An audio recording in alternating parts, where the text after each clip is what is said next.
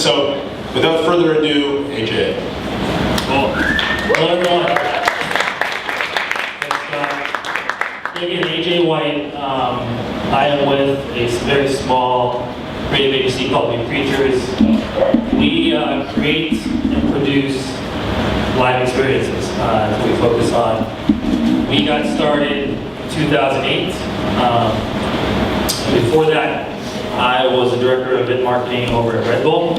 I think from probably this room or the theme of this night, a lot of you are probably familiar with Red Bull as a brand, what they've done in the branded content space as well as the live event space as well. And I've learned a lot there at Red Bull, and definitely today still shapes and influences a lot about what our company is about, just personally and professionally, a lot of the things that I do every day. But it really was probably back before I actually worked there, back in like 2003.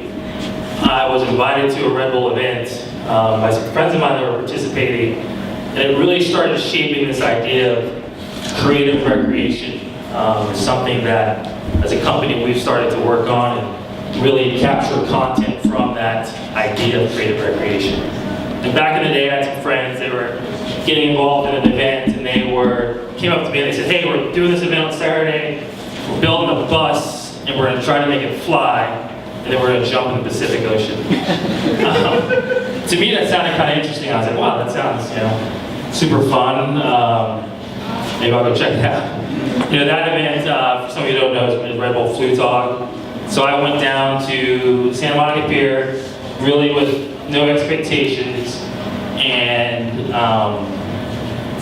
it was incredible. I got down there and saw 60,000 people spread out on the beach, watching 200 people and flying buses. There was a huge flying squirrel. There were people in costumes running around, and there really was about 200 people jumping in the Pacific Ocean off of like an 80-foot pier, which at the time I thought was pretty crazy. But the thing for me that I just really was impressed with back then was just really creating this community for people to come together, meet other like-minded people. They got to do something creative. They built these crafts, or what I call them. They also got to work with other people they knew, create a theme, and then they were put on this platform, really showcase them to a large audience, 60,000 people, and really made them the rock stars of the day. And for me, I come from a background of sports. I worked for ESPN and X Games, so we were kind of used to doing that for athletes and professional musicians and things like that. But I really, at that point, hadn't really saw someone do it well for everyday person. So at that point, I started to think about this idea, wouldn't this be cool? Wouldn't this be the thing that maybe I want to do for the rest of my life? Or I don't know, the rest of my life is a long time, but maybe that I want to try to maybe start a company on. And I started to think about this idea of creative recreation, providing platforms for everyday people to create something, have fun, meet new people, and really achieve their goals, whatever those goals may be, but they're really achieving something. I've done today a lot of events where people come to me and they say, hey, we wouldn't have done this without this event being set up or this experience being set up. So that is the idea. And I think there was a lot of, been seeing this a lot in sports. To this day, I think that the marathon this weekend is probably a very good, very recently was a very good example of this.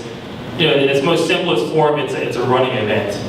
But probably at its most beautiful form, it is an event about people achieving goals, and given a platform where they can go out and have a task, have a goal they can reach, and they achieve it.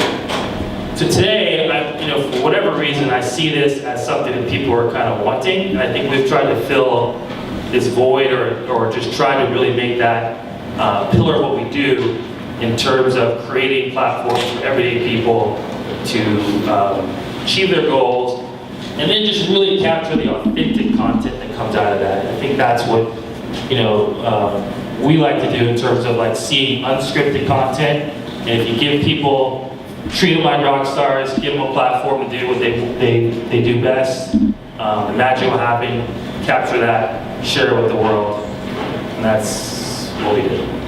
So, thanks, everyone. Thank you. Well, so now, creative community, I think that's something you're here tonight, and I've seen AJ do this in action. It's really been amazing. So, questions from the audience for AJ? Anyone? Yes? Oh, sorry.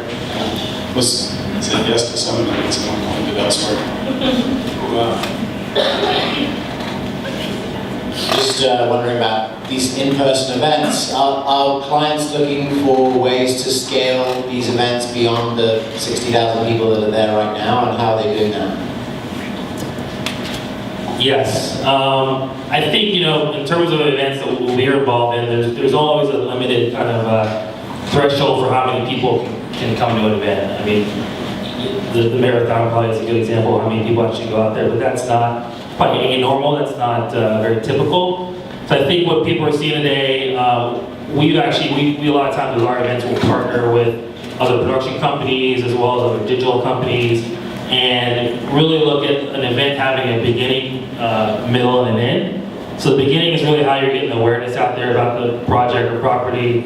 The middle is the actual experience itself, and that kind of like afterlife is with the content that comes out of that, and spreading that out to more eyeballs, making more people aware about it, impacting more lives. So that's definitely from companies that we've been dealing with, that is always, I think, a question, especially when you start talking about projects that are costing large amount of resources, $500,000 and up. People want to get that return on investment. All right, great. Thank you very much. Thanks, everyone.